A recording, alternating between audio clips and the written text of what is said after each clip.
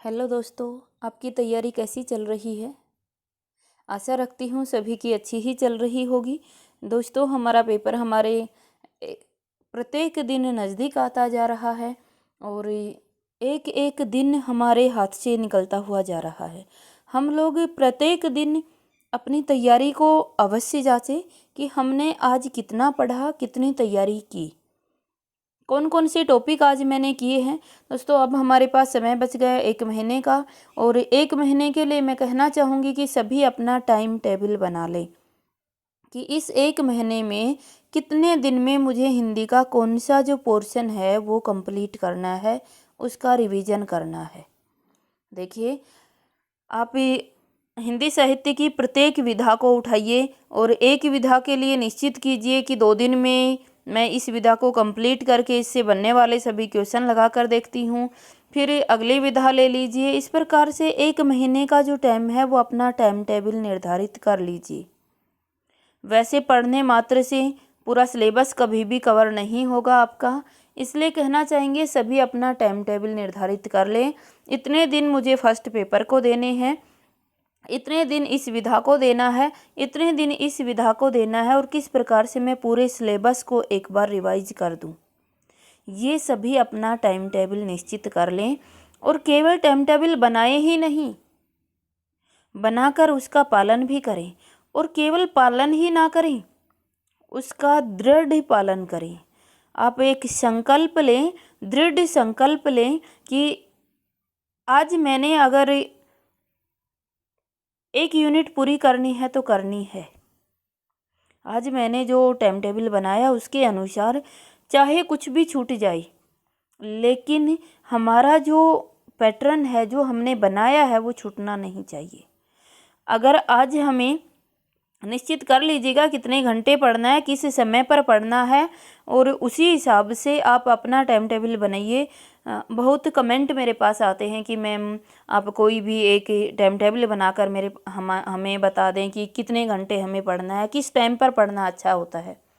दोस्तों, मैं कहना चाहूँगी कि आपको आपके सिवा कोई नहीं जानता है। आपकी प्रस्तुतियों को आप सबसे अच्छे से समझते हो कि मुझे किस समय पढ़ने का उचित समय मिल पाता है, कैसे मैं घर को मैनेज करके और पढ़ाई को समय दे सकता हूँ या दे सकती हूँ। तो वो सबसे अच्छा आप समझते हो और आप अपने अनुसार अपना टाइम टेबल निर्धारित कीजिए और उसी के आधार पर आप अपनी पढ़ाई कीजिए और इस प्रकार से बनाएं कि 1 महीने में हम पूरा सिलेबस एक बार अवश्य कवर कर लें। एक बार रिवीजन कर लो दोस्तों। इस समय का किया हुआ रिवीजन ही सबसे ज़्यादा हेल्पफुल होता है आपके लिए, सबसे ज़्यादा सहायक होता है। तो सभी अपनी पढ़ाई इस हिसाब से करें कि, और चाहे आप ये मेरी सलाह कर सकते हो या फिर आप मार्गदर्शन मान सकते हो, जैसी आपकी मर्जी, लेकिन सभी को अपना टाइम टेबल बनाना ही होगा और टाइम टेबल बनाकर ही आपको तैयारी करनी होगी। आइए, आज की जो हमारी सीरीज है, आप सभी जानते हैं कि क्वेश्चन सीरीज हमारी चल रही है और क्वेश्चन सीरीज के अंतर्गत आज का क्वेश्चन हमारा है क्वेश्चन नंबर 152 और यहाँ से लेकर हम 50 क्वेश्चन कवर अप करेंगे और देखेंगे कि हमारा किस प्रकार से जो स्कोर है वो रहता है, कितना स्कोर हमारा आता है।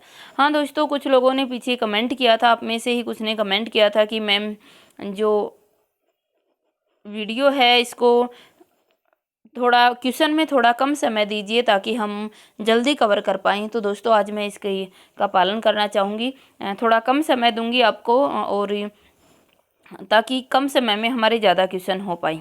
चलिए, उसके बाद कमेंट ये भी देखने को मिला था कि मैम ऑनलाइन कर दीजिए।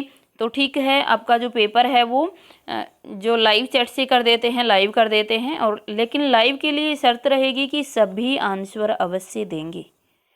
आइए, आज का क्वेश्चन देखते हैं।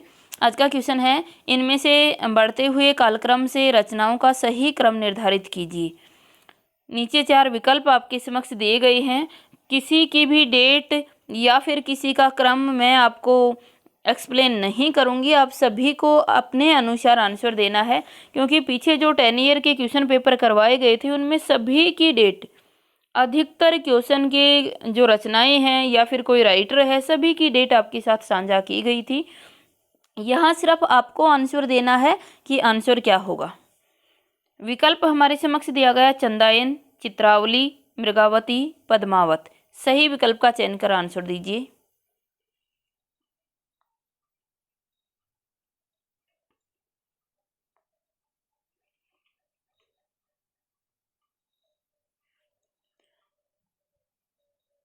हमारा आंसर हो जाएगा सी, चंदायन, मृगावती, पद्मावत और चित्रावली।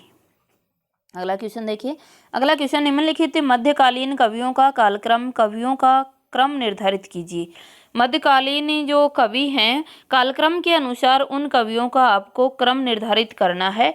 विकल्प है जायसी, कुतुबन, उस्मान, मुल्ला दाऊद। सही विकल्प का चयन कर आंसर दीजिए।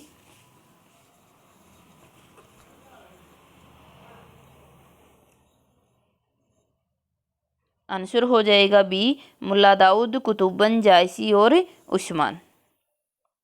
अगला क्वेश्चन देखिए। अगला क्वेश्चन है, इन महाकाव्यों को बढ़ते हुए रचना काल के क्रम में सुनिश्चित कीजिए। विकल्प हैं पद्मावत, रामचरितमानस, कामायनी, साकेत। सही विकल्प का चयन कर आंसर दीजिए।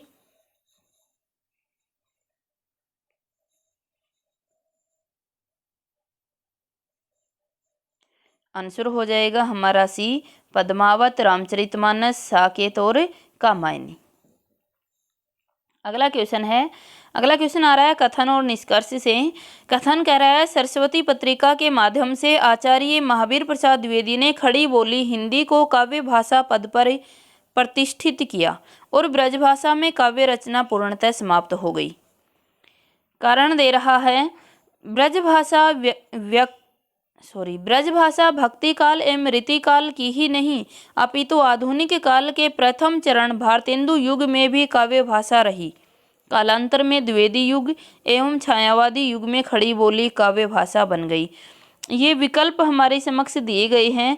दोनों कथन देखकर और सही विकल्प का चयन कर हमें आंसर देना है। आंसर दीजिए।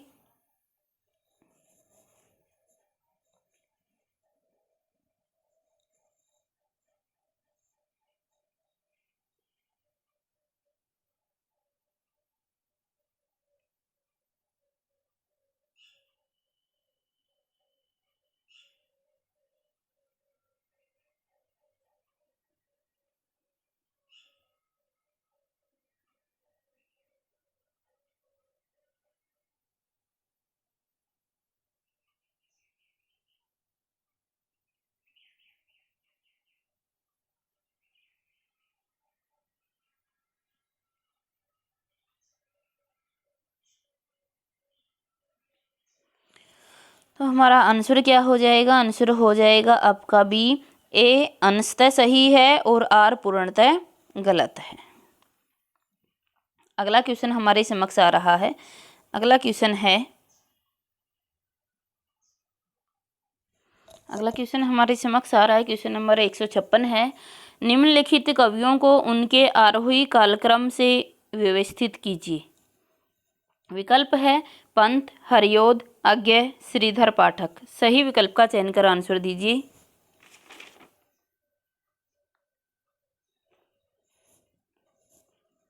हमारा आंसर हो जाएगा डी, श्रीधर पाठक, हरियोध, पंत और अज्ञे। अगला क्वेश्चन फिर कथन निष्कर्ष का हमारे समक्ष आया है और ये कथन कह रहा है कि खड़ी बोली की कविता में लाक्षणिकता का समावेश छायावादी काव्य में प्रमुखता से हुआ।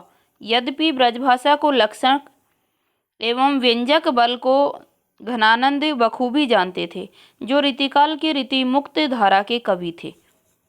लक्षण हमारे समक्ष दिया गया, कारण हमारे समक्ष दिया गया, लाक्षणिक भाषा का प्रयोग हिंदी काव्य में केवल छायावादी कवियों ने किया, क्योंकि अन्य कवि लक्षण और व्यंजना से परिचित ही नहीं थे। सही विकल्प का चयन कर हमें आंसर देना है। नीचे विकल्प हमारे समक्ष दिए जा रहे हैं और सही विकल्प का चयन कर आंसर दीजिए।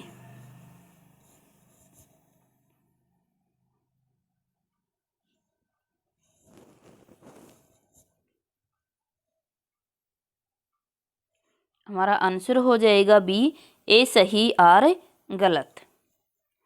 अगला क्वेश्चन देखिए, अगला क्वेश्चन हमारे समक्ष है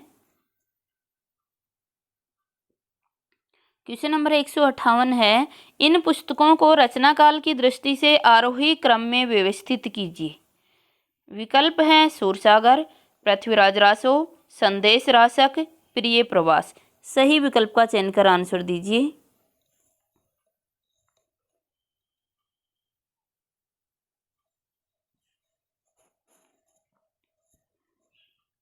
हमारा आंसर हो जाएगा सी, संदेश राशक, पृथ्वीराज रासो, सूरसागर और प्रिय प्रवास। अगला क्वेश्चन देखिए, अगला क्वेश्चन फिर कथन निष्कर्ष का हमारे समक्ष आया हुआ है। कथन है, राजभाषा अधिनियम के अंतर्गत यह व्यवस्था की गई है कि क श्रेणी के राज्यों को भेजे जाने वाले सभी पत्र हिंदी देवनागरी लिपि में भेजे जाएंगे। इस श्रेणी के राज्यों में गुजरात, महाराष्ट्र शामिल है। कारण है, क श्रेणी के राज्य हिंदी भाषी हैं तथा उनकी राजभाषा भी हिंदी है, जबकि ख श्रेणी के राज्यों की राजभाषा हिंदी नहीं है, अपितु वहाँ प्रादेशिक भाषा को राजभाषा की मान्यता प्राप्त है। कथन है और इसके नीचे हमें निष्कर्ष दिए गए हैं। सही विकल्प का चयन कर आंसर दीजिए।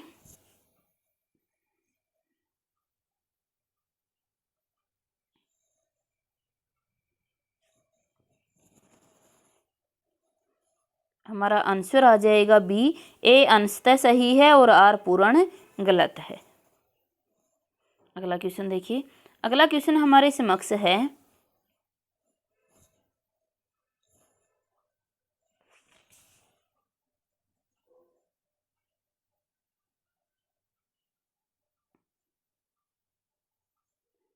अगला क्वेश्चन है क्वेश्चन नंबर 160, निम्नलिखित भाषाओं को प्राचीन से नवीन क्रम में व्यवस्थित कीजिए।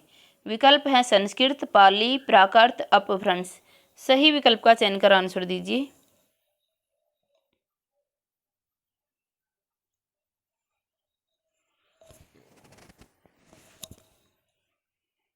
हमारा आंसर आ जाएगा ए, सबसे पहले संस्कृत, फिर पाली, फिर प्राकृत, फिर अपभ्रंश। अगला क्वेश्चन देखिए, अगला क्वेश्चन हमारे समक्ष है,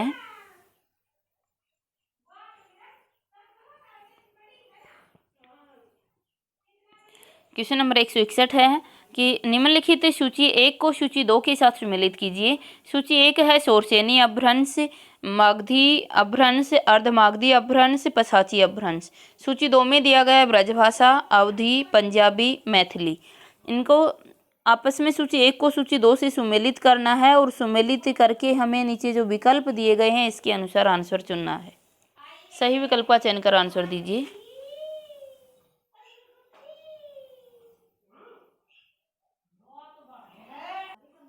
आंसर हो जाएगा क्या, सी। दोस्तों आप सभी जानते ही हो आंसर क्या हो जाएगा, सी हो जाएगा। सोरसेनी अपभ्रंश में कौन सी आती है, ब्रजभाषा आ जाती है।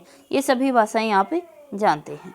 अगला क्वेश्चन देखिए, अगला क्वेश्चन हमारे समक्ष दिया जा रहा है, सूची 1 में बोलियां दी गई हैं और सूची 2 में उनके क्षेत्र दिए गए हैं। बोलियों को उनके क्षेत्र के साथ सम्मिलित करके आंसर दीजिए। सूची 1 में है भोजपुरी, छत्तीसगढ़ी, बुंदेली, बघेली। सूची 2 में है झांसी, रीवा, बिलासपुर, बलिया। सही विकल्प का चयन कर आंसर दीजिए।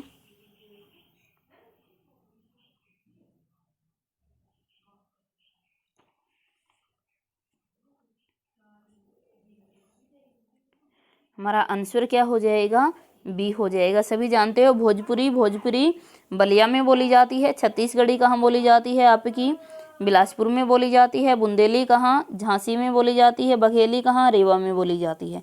आंसर हो जाएगा बी। अगला क्वेश्चन देखिए, अगला क्वेश्चन हमारे समक्ष दिया गया है कि एक तरफ बोलियां दी गई हैं, दूसरी तरफ उसकी उपभाषाएं दी गई हैं। तो हमें सूची 1 को सूची 2 से सुमेलित करना है, सुमेलित करके आंसर देना है। तो आप सुमेलित कीजिए, फिर आपको विकल्प दिए जाएंगे। सूची 1 में है बांगरू, बघेली, मेवाती, मैथिली। सूची 2 में है पूर्वी हिंदी, बिहारी, पश्चिमी हिंदी और राजस्थानी।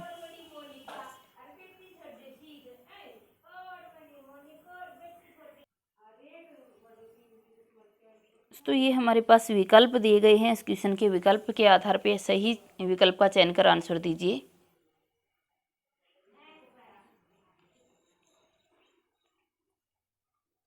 आंसर हो जाएगा हमारा ए। अगला क्वेश्चन देखिए। अगला क्वेश्चन है क्वेश्चन नंबर 164। निम्नलिखित भाषाओं को प्राचीन से नवीन क्रम में व्यवस्थित कीजिए। विकल्प हैं पाली, अपभ्रंश, संस्कृत, हिंदी। सही विकल्प का चयन कर आंसर दीजिए।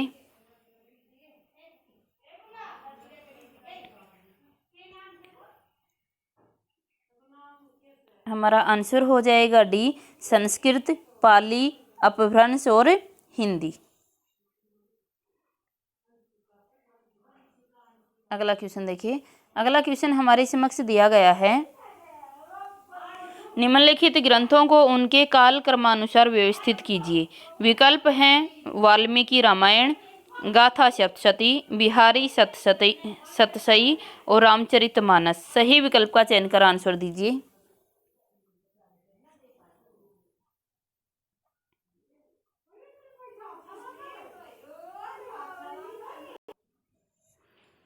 हमारा आंसर दोस्तों हो जाएगा, आंसर हो जाएगा कौन सा, सी। सबसे पहले वाल्मीकि रामायण, फिर गाथा सप्तशती, फिर रामचरितमानस और फिर बिहारी सतसई। अगला क्वेश्चन देखिए। अगला क्वेश्चन हमारे समक्ष दिया जा रहा है कि निम्नलिखित भाषाओं को उनके प्रदेश के साथ सुमेलित कीजिए। एक तरफ भाषा दी गई है, एक तरफ उनके प्रदेश दिए गए हैं। सुमेलित करके हमें आंसर देना है। नीचे विकल्प दिए गए हैं। सूची 1 में है सोरसेनी अपभ्रंश, मागधी अपभ्रंश, महाराष्ट्री अपभ्रंश और पैसाची अपभ्रंश। सूची 2 में दिया गया मध्य देश, कश्मीर, बिहार, महाराष्ट्र। सही विकल्प का चयन कर आंसर दीजिए।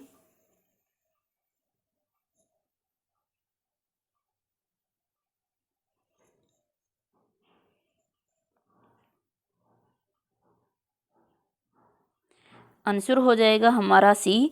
सोरसेनी अपभ्रंश कहाँ बोली जाती है, मध्य देश में बोली जाती है। मागधी अपभ्रंश कहाँ बोली जाती है, मागधी अपभ्रंश बिहार के अंदर बोली जाती है। इस प्रकार से महाराष्ट्री अपभ्रंश आती है कहाँ, महाराष्ट्र में। और पैसाची अपभ्रंश कहाँ बोली जाती है, आपकी जम्मू एंड कश्मीर में। अगला क्वेश्चन देखिए।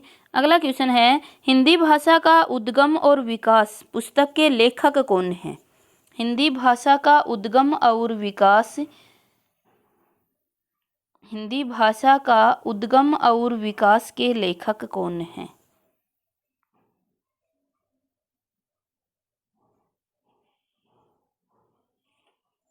विकल्प आपके समक्ष दिए जा रहे हैं।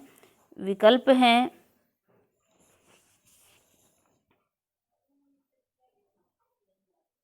विकल्प दिए गए डॉक्टर उदय नारायण तिवारी, देवेंद्र कुमार शर्मा, भोलानाथ तिवारी। उपरोक्त में से कोई नहीं। सही विकल्प का चयन कर आंसर दीजिए। क्वेश्चन था हिंदी भाषा का उद्गम और विकास पुस्तक के लेखक कौन हैं।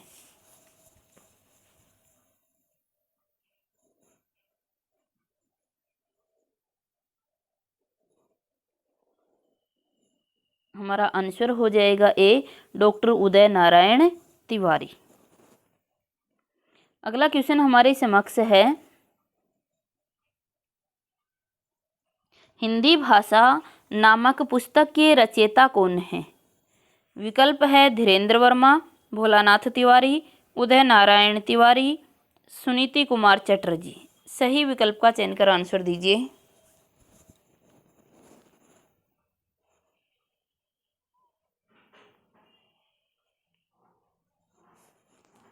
आंसर हो जाएगा हमारा बी, भोलानाथ तिवारी। अगला क्वेश्चन है, क्वेश्चन दिया गया है आरोही काल क्रमानुसार में संयोजित कीजिए। जो नीचे रचनाएं दी गई हैं इनको आरोही क्रम में आपको व्यवस्थित करना है।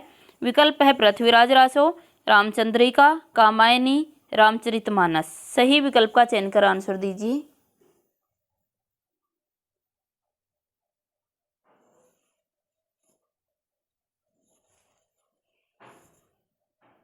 आंसर हो जाएगा बी, पृथ्वीराज रासो, रामचरितमानस, रामचंद्रिका, कामायनी।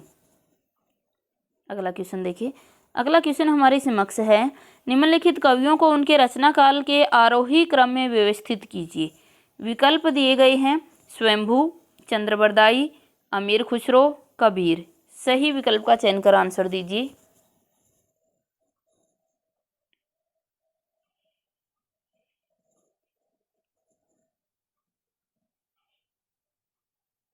आंसर आ जाएगा ए, स्वयंभू, चंद्रबरदाई, अमीर खुसरो और कबीर। अगला क्वेश्चन देखिए। अगला क्वेश्चन है, हिंदी के प्रचार प्रसार में योगदान करने वाली निम्नलिखित संस्थाओं को उनके स्थापना काल के आरोही क्रम में व्यवस्थित कीजिए। जो संस्थाएं दी गई हैं इनके स्थापना काल के आधार पर आरोही क्रम में व्यवस्थित कर आंसर देना है। नीचे हमारे समक्ष विकल्प दिए गए हैं। ये जो 4 विकल्प हैं, इन 4 विकल्पों में से सही विकल्प का चयन कर आंसर दीजिए। विकल्प दिए गए हैं बिहार राष्ट्रभाषा परिषद, महाराष्ट्र राष्ट्रभाषा सभा, नागरी प्रचारणी सभा, हिंदी साहित्य सम्मेलन।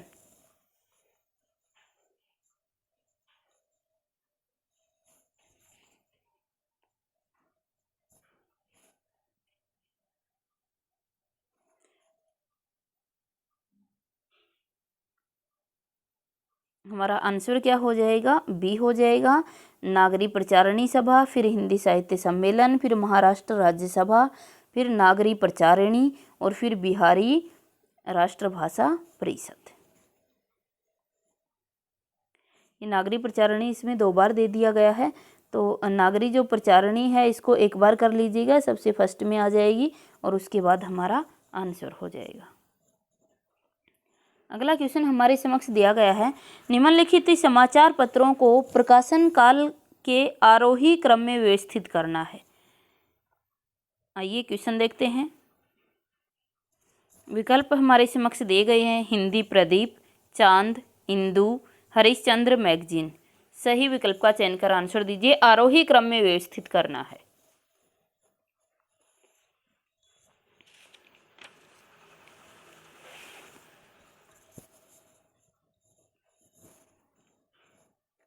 हमारा आंसर हो जाएगा डी, हरिश्चंद्र मैगजीन, हिंदी प्रदीप, इंदु और चांद। अगला क्वेश्चन है, निम्नलिखित पत्र पत्रिकाओं को प्रकाशन काल के आरोही क्रम में व्यवस्थित कीजिए। विकल्प हमारे समक्ष दिए गए हैं विशाल भारत, सरस्वती, कवि वचन सुधा, उदंत मार्तंड। सही विकल्प का चयन कर आपको आंसर देना है। आंसर दीजिए।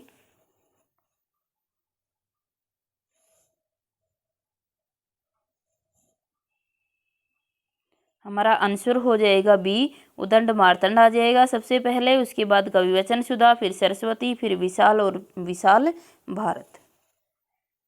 अगला क्वेश्चन देखिए।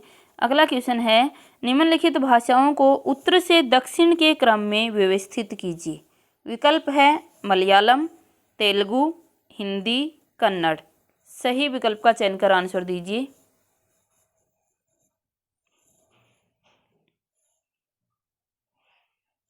हमारा आंसर हो जाएगा सी, हिंदी, फिर तेलुगु, फिर कन्नड़, फिर मलयालम। अगला क्वेश्चन है, निम्नलिखित बोलियों को उत्तर से दक्षिण के क्रम में व्यवस्थित कीजिए।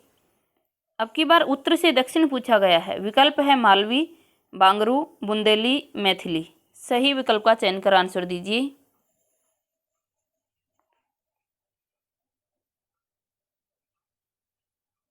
आंसर हो जाएगा हमारा आंसर हो जाएगा B, Bangru, Bundeli, Malvi, Maithili.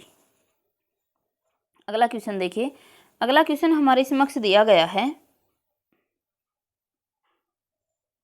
Question number 167 है, निम्नलिखित के आरोही क्रम में व्यवस्थित कीजिए। विकल्प हैं नवगीत, प्रयोगवाद, प्रगतिवाद, छायावाद। सही विकल्प का चयन कर आंसर दीजिए।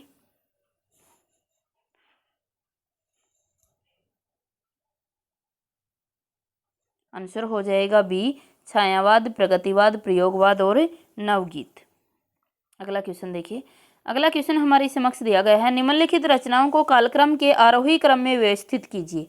विकल्प है नूतन ब्रह्मचारी, चंद्रकांता, प्रेमाश्रम, सन्यासी। सही विकल्प का चयन कर आंसर दीजिए।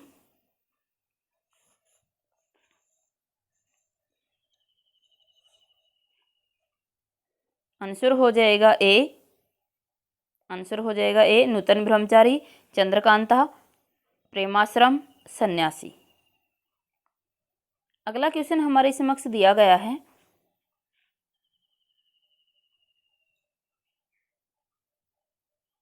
अगला क्वेश्चन हमें दिया गया है, निम्नलिखित सूचियों को सुमेलित कीजिए। सूची 1 और सूची 2 हमारे समक्ष हैं। सूची 1 में व्यंजन दिए गए हैं और सूची 2 में उनके उच्चारण स्थान दिए गए हैं और नीचे हमारे समक्ष विकल्प दिए गए हैं। सही विकल्प का चयन कर आंसर देना है। आंसर दीजिए।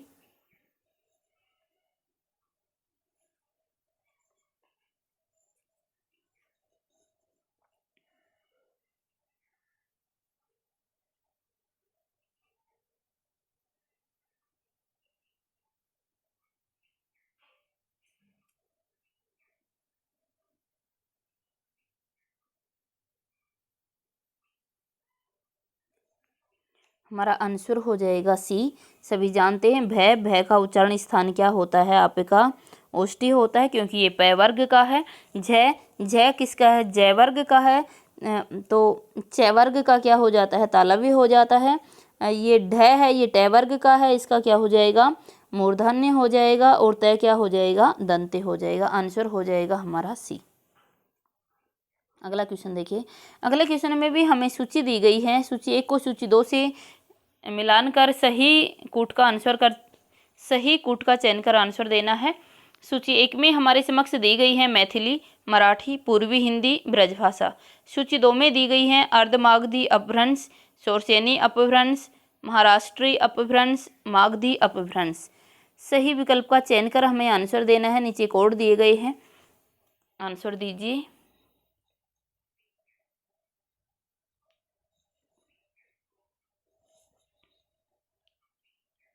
हमारा आंसर हो जाएगा डी। आप सभी जानते ही हैं, आंसर डी हो जाएगा कि मैथिली किसके अंतर्गत आती है? आपकी मागधी अपभ्रंश में। उसके बाद पूर्वी हिंदी किसकी है? महाराष्ट्री अपभ्रंश की। मराठी सॉरी किसकी है? महाराष्ट्री अपभ्रंश की। उसके बाद पूर्वी हिंदी किसकी है? अर्धमागधी अपभ्रंश की। और ब्रजभाषा किसकी है? आपकी शौरसेनी अपभ्रंश। अगला क्वेश्चन देखिए। अगला क्वेश्चन है, अपभ्रंश की निम्न रचनाओं को उनके रचनाकारों के साथ सुमेलित करना है। सूची 1 में दी गई है कीर्ति पताका, शब्दानुशासन, संदेश राशक, पवमचर्यु। सूची 2 में दिए गए हैं अब्दुल रहमान, स्वयंभू, हेमचंद्र, विद्यापति। अपनी नोटबुक में मिलान कीजिए, फिर आपको कोड देते हैं। सही कूट का चयन कर आंसर देना है। दोस्तों ये कूट हमारे समक्ष दिया गया है। सही कूट का चयन कर हमें आंसर देना है। देखिए कीर्तिलता का, जो कीर्तिलता का है वो किसकी है? आपकी विद्यापति की। शब्दानुशासन किसकी हो जाएगी? तो ए में 4 हमारे समक्ष किस में आ रहा है? ए में 4 है केवल बी में। तो हमारा आंसर क्या हो जाएगा? बी हो जाएगा। अगला क्वेश्चन देखिए। अगला क्वेश्चन है, निम्नलिखित काव्य ग्रंथों को रचनाकारों के साथ सम्मिलित कीजिए। एक तरफ काव्य ग्रंथ दिए गए हैं और दूसरी तरफ रचनाएं दी गई हैं। सूची 1 में है अनुराग बांसुरी, चित्रावली, चंदायन, हंस जवाहिर। सूची 2 में है नूर मोहम्मद, कासिम शाह, उस्मान, मुल्ला दाऊद। सही विकल्प का चयन कर आंसर दीजिए।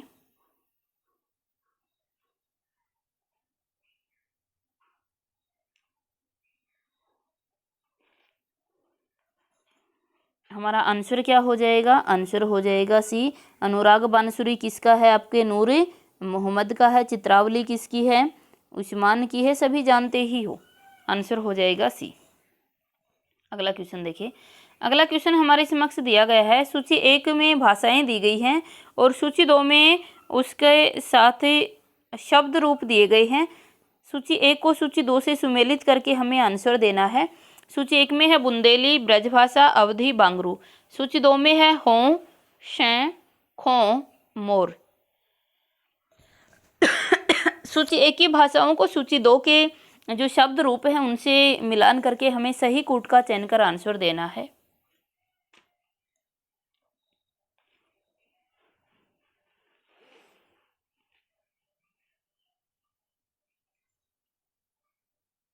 हमारा आंसर हो जाएगा सी।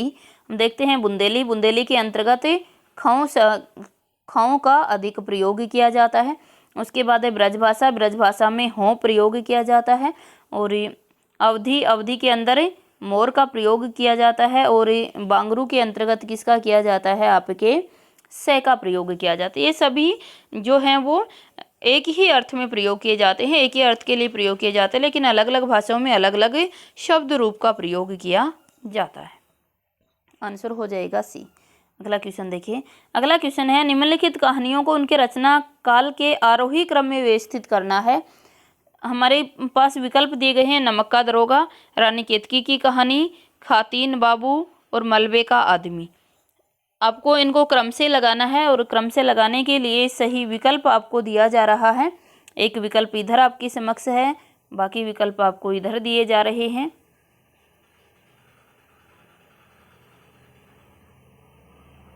सही विकल्प का चयन कर हमें आंसर देना है। आंसर दीजिए।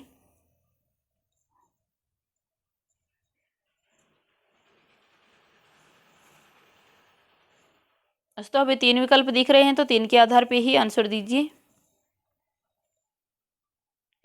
आंसर हो जाएगा बी, रानी केतकी की कहानी, नमक का दरोगा, खातिन बाबू, मलबे का आदमी। हैं किसकी, ये आपको अच्छे से कोड से याद करवा चुके हैं, तो ये आप कमेंट करके आंसर देंगे कि जो खितान बाबू है ये किसकी है और मलबे का आदमी किसकी है।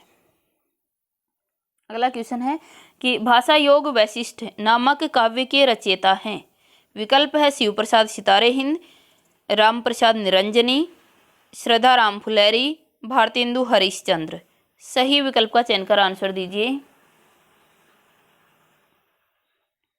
आंसर सभी का सही राम प्रसाद निरंजनी का है।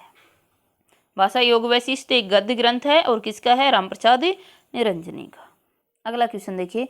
अगला क्वेश्चन है, भारतेंदु हरिश्चंद्र ने किस पत्रिका का संपादन किया। विकल्प है कविवचन सुधा, सरस्वती, इंदु, चांद। सही विकल्प का चयन कर आंसर दीजिए।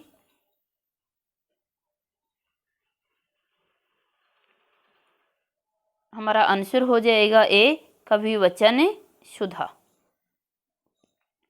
आगे हमारे समक्ष ये पैराग्राफ आ गया, हम पैराग्राफ को छोड़कर चलते हैं और आगे के क्वेश्चन लगाते हैं।